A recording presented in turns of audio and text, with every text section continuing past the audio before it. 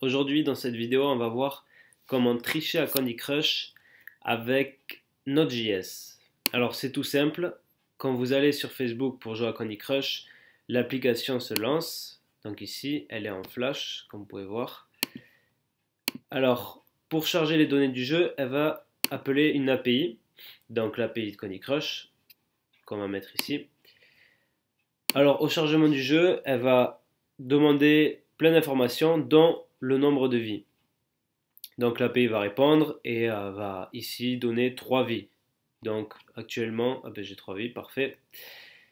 Donc au fur et à mesure qu'on joue, elle va renvoyer 2 vies, une vie, plus de vie, etc.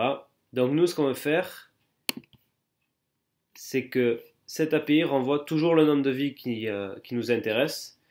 Donc on va passer par un proxy Node.js et on va renvoyer toujours 5 vies. Ça pourrait être toujours une vie de toute façon. Candy Crush ne vérifie pas, quand vous démarrez une partie, combien de vies il vous reste. Donc à partir de là, ce cheat fonctionne. Donc pour faire simple, on va commencer de zéro. Donc on va créer un serveur en utilisant le module HTTP natif de Node.js. On va avoir besoin du module request que vous pouvez installer via npm install request, qui est le même nom que ça. Donc moi je l'ai déjà installé, donc ça va marcher du premier coup. Et le port, on va dire directement que c'est le port 8000. Donc je vais créer le serveur.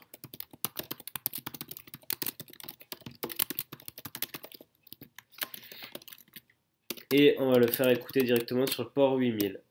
Donc directement, et on va quand même indiquer via un console log quand il tourne. Alors c'est mon premier screencast, j'ai un peu du mal à parler et écrire en même temps. Alors ici, donc à chaque fois que notre navigateur va faire un appel sur internet, ça va rentrer directement dans cette fonction et on peut récupérer l'URL qui est appelée via rec.url. Donc on va faire un console log pour indiquer directement l'URL qui est appelée. Alors, un proxy avec Node.js, ça va être assez simple, surtout avec le module request qui gère très bien les pipes. Donc ça va ressembler à ça. Donc on va lui donner l'URL et on va rediriger la sortie vers la réponse du serveur. Donc rec.pipe va ici nous permettre de donner un request, tout ce qui est formulaire en post, put, mais cette partie ne nous intéresse pas pour le cheat parce que c'est que des requêtes en get. Donc voilà, on a notre serveur proxy qui est ici, donc il nous suffit de le lancer. Alors, il faut aller sur Google Chrome dans les paramètres. Donc si vous utilisez Firefox ou un autre navigateur, c'est dans les paramètres aussi. Alors, on va chercher les paramètres réseau pour modifier les paramètres de notre proxy. Alors sur Mac, apparemment ça ouvre directement les paramètres du système directement pour gérer le proxy. Donc on coche proxy web, localhost 8000 qui est notre adresse de notre proxy Node.js. Donc ça a déjà commencé. Dropbox l'utilise. Donc on va recharger notre application Facebook de Candy Crush. Alors on va pouvoir voir directement qu'elle fait pas mal d'appels. Et ceux qui vont nous intéresser, ça va être ceux-là.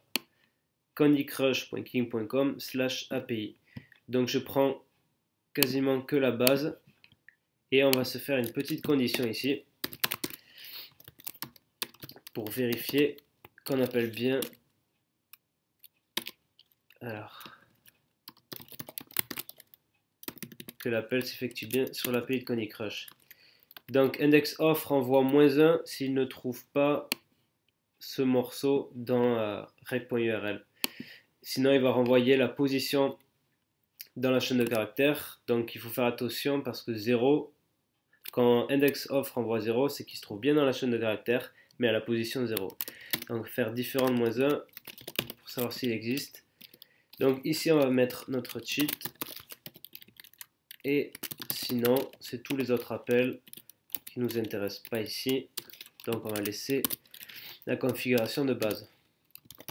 Donc ici, on a dit qu'il faisait que des appels get. Donc request. Alors, ouais, je sais pas ce que j'ai déconné là. Donc on a un callback avec l'erreur, la réponse et le corps de la réponse. Donc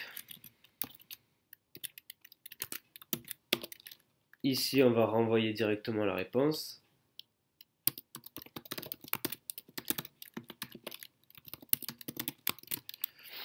Mais on va faire un petit console log pour savoir qu'est-ce qu'on va modifier dans la requête.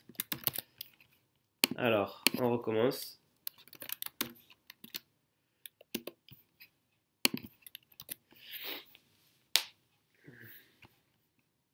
Ouais, donc c'est le compte de mon petit frère que j'utilise.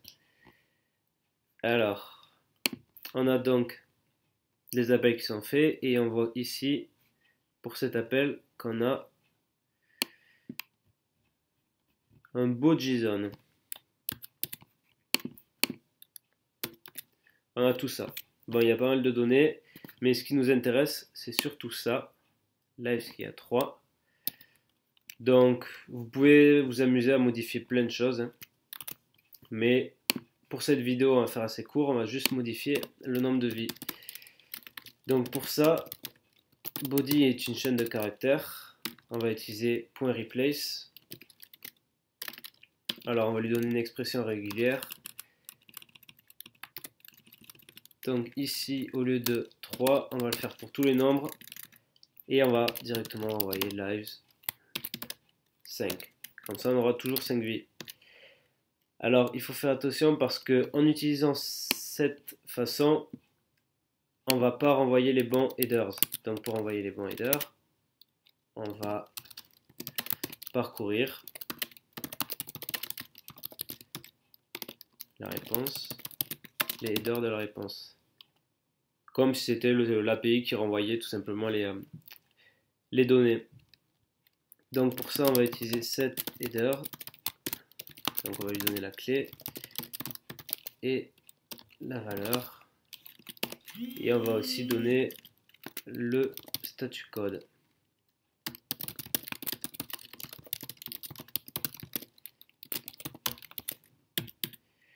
Donc il est ici notre cheat. Donc sans ça, ça correspond au renvoi normal de l'API. Donc c'est bon, c'est terminé. Comme vous voyez, c'est juste cette ligne qui va tout changer. Donc ici, vous pouvez vous amuser à rajouter plein de modifications.